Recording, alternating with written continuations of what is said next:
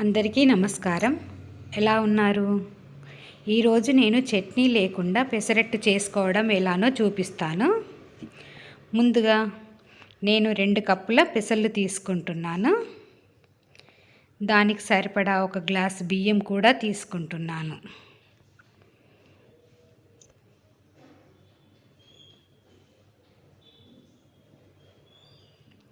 రెండు కప్పుల పెసలకి 1 కప్పు బియ్యం.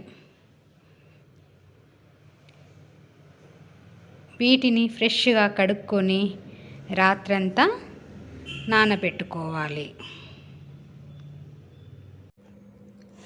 మనం ఈ పెసలను బాగా కడిగి రాత్రంతా నానబెట్టుకోవాలి. మనం పెసరట్టు వేసుకోవడానికి గంట ముందు మాత్రమే మిక్సీ పట్టుకోవాలి. కొందరు రాత్రే మిక్సీ పట్టుకుంటారు, కానీ రాత్రి మిక్సీ పట్టుకోవడం వల్ల తెల్లారేసరికి పిండి పులిసిపోతుంది. పిండి పులిసిపోయిన వాసన, అలాగే పులిసిపోయిన టేస్ట్ కూడా వస్తుంది అట్టు. కాబట్టి మనము అట్టు వేసుకునే గంట ముందు మాత్రమే మిక్సీ పట్టుకోవాలి. రాత్రంతా నానబెట్టిన పెసర్లను ఇప్పుడు మిక్సీ పట్టుకుంటున్నాను. ముందుగా మీకు చెప్పాను కదా చట్నీ లేకుండా పెసరట్టు చేసుకోవడం ఎలా అని. దీనికి నేను ఒక 5 పచ్చిమిర్చి, 3 వెల్లుల్లి, కొంచెం జీలకర్ర, రుచికి తగినంత ఉప్పు తీసుకుంటున్నాను.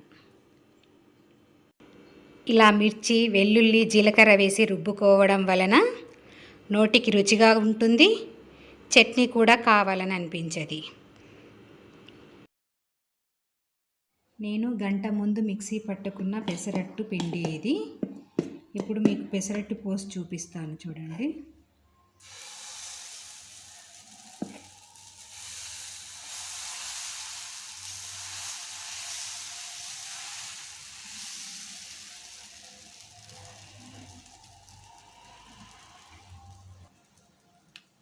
మీరు ఉల్లిపాయ తినేవారైతే సన్నగా తరిగిన ఉల్లిపాయ వేసుకోవచ్చు. అల్లం తురుము కూడా వేసుకొని తింటే చాలా టేస్టీగా ఉంటుంది. మా బాబుకి అవి ఇష్టం ఉండదు కాబట్టి నేను ఇలా ప్లేన్ చేసి ఇస్తున్నాను. ఇలా కొంచెం ఆయిల్ అప్లై